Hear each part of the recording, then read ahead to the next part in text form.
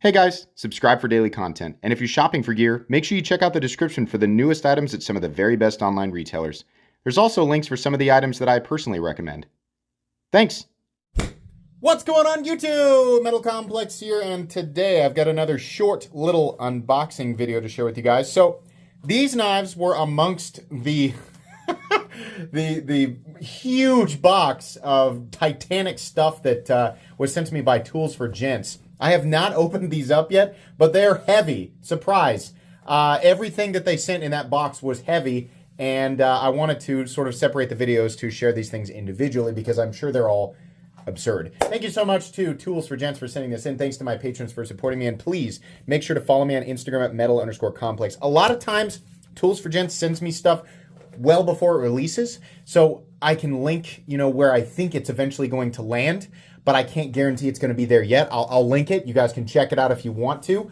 It should populate when these actually drop. It does help my channel and use those links, but that's entirely up to you. I have to assume that these are the same knife because it says the exact same thing on both boxes, though one of them feels heavier.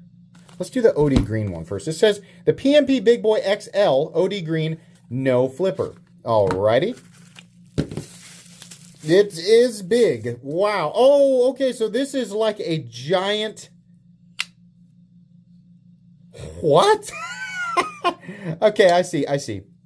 So this is bizarre. This is legitimately the first time that I've ever seen a knife that's built exactly like this. This is a locking knife that does not have any, it has no means of deployment, but it's not a, whenever they send these, you have to remember, they have a target market that's all over the place. So, like Tools for Gents, the originals, they're going to have like a USA site where they can send like specific knives that are completely and totally legal here in the United States, right? Including like knives you can manipulate with one hand. And then they have their European site where there's a lot of countries that have weird laws around knives that either lock or don't lock or have one or two-handed means of deploying a knife. I think it's Germany.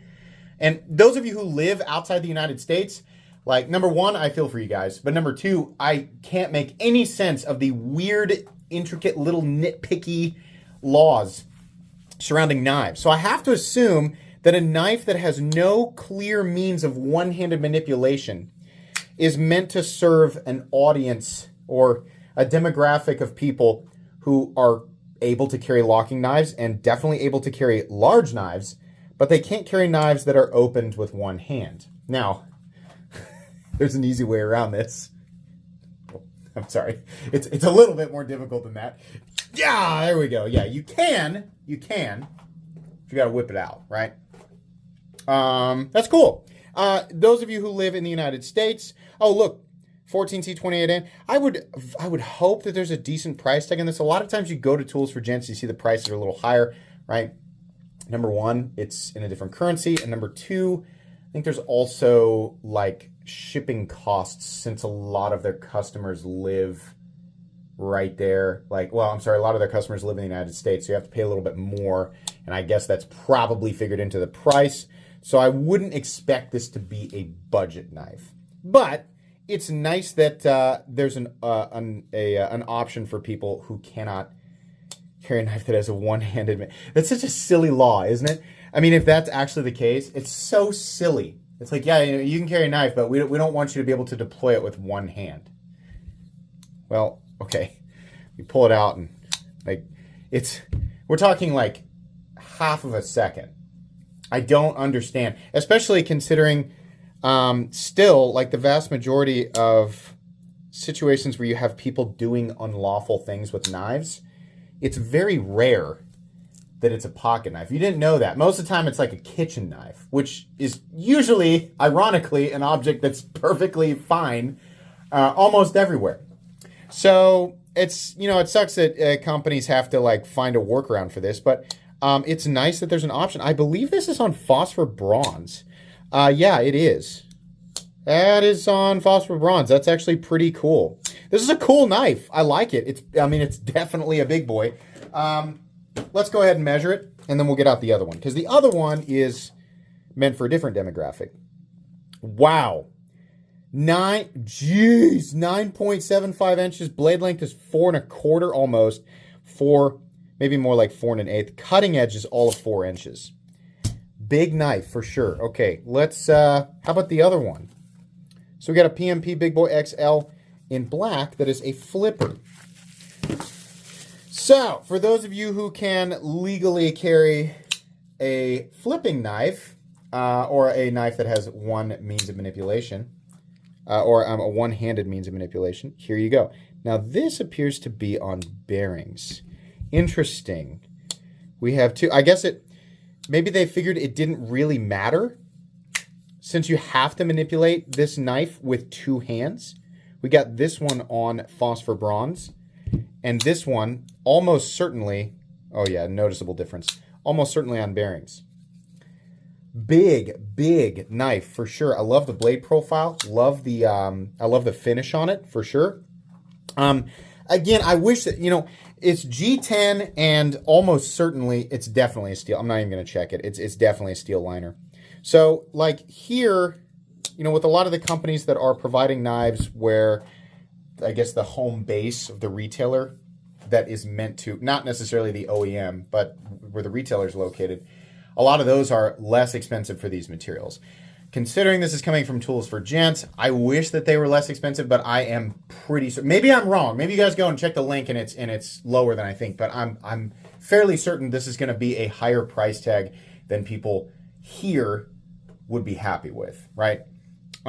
So yeah, I mean, if this ended up being like a $70 knife, I'd be really pumped. Now, it is definitely larger. There's definitely a lot more material here. And something that I like is the fact that we have an XL off. This is, in my opinion, this is XL territory. Once we get to a, if you're like 8.5 feet tall and you wear XXX gloves, and maybe this is an XL to you. All right, I've recognized that you exist. For the vast majority of the population of Earth, this is going to generally be considered an XL folding knife.